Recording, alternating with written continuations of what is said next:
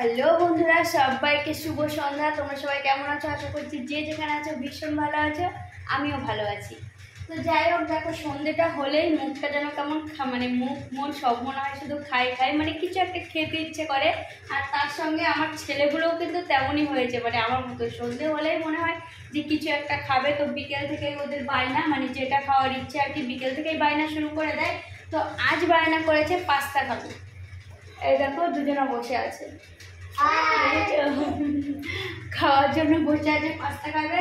আর এদিকে কিন্তু আমাদের কি বলবো, 4 জন ফ্যামিলিতে মানুষ, আর 4 রকমের ডিমান্ড বলতে পারো, যেহেতু সুবির ঝাল খায় না। তো সেই কারণে আমি এখানে বসেছি, এখানেও অনেকটা পাস্তা বসিয়েছি আমি, তোমাদের দাদাভাই আর সুদীপ্তর জন্য। আর এখানে কিন্তু লঙ্কা দেবো না। আর সায়ন যেহেতু ঝাল ঝাল করে খাবে, ঝোল করে খাবে পাস্তা, তো সেই কারণে আমি ওর জন্য বসিয়েছি এইটা, ওকে মশলা দিয়ে ঝাল ঝাল করে দেবো। তো চলো, পাস্তাটা সেদ্ধ হয়ে গেছে, নামিয়ে নিই। তো দেখো পাস্তাগুলো সেদ্ধ করে রেখে দিয়েছি। আর এদিকে কিন্তু সায়নের পুরো ঝাল ঝাল পাস্তা রেডি হয়ে গেছে, ওকে এখন খেতে দিয়ে দেবো। আর এদিকে কিন্তু দেখো আমি কড়াইতে তেল দিয়ে পেঁয়াজ ভাজা করছি, আর পেঁয়াজের মধ্যে নুন হলুদ সব দিয়ে দিয়েছি। আর এদিকে আমি 2টো ডিমও নিয়েছি, ডিমগুলো দিয়ে দেবো। তো দেখো এখানে ডিম দিয়ে পেঁয়াজ দিয়ে পুরো একটা ভুজিয়ার মতো তৈরি করেছি আমি। এখানে নুন হলুদ সব দিয়ে পুরো একটা ভুজিয়ার মতো তৈরি করেছি। এখন কিন্তু পাস্তাটা দিয়ে দেবো। ওদিকে কিন্তু সায়নের খাওয়া মানে শুরু হয়ে গেছে। আর এদিকে সুবির অধীর আগ্রহে আছে যে কখন মানে ওর পাস্তাটা হবে আর ও খাবে।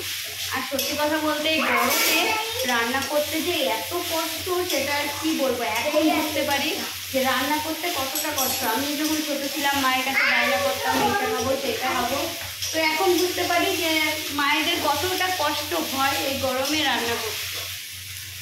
কি হয়েছে, তো চলো আমার পাস্তা কিন্তু পুরো রেডি হয়ে গেছে। শেষে আমি এই পাস্তা মশলাটা দিয়ে ছড়িয়ে একটু নেড়েছি, ব্যাস আমার পুরো রেডি। আর আমি কিন্তু দেখো সস দিয়ে নিয়েছি।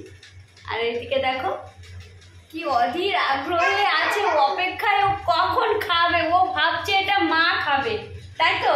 ও বলছে আমাকে দিবা, কিন্তু এটাকে সবার আগে কিন্তু আমি খাবো। ও বলছে আমি খাবো না, এটা তোর জন্যই আমি বেড়েছি। তো চলো, আজকের ব্লগটি কেমন লাগলো অবশ্যই কিন্তু কমেন্টে জানিও।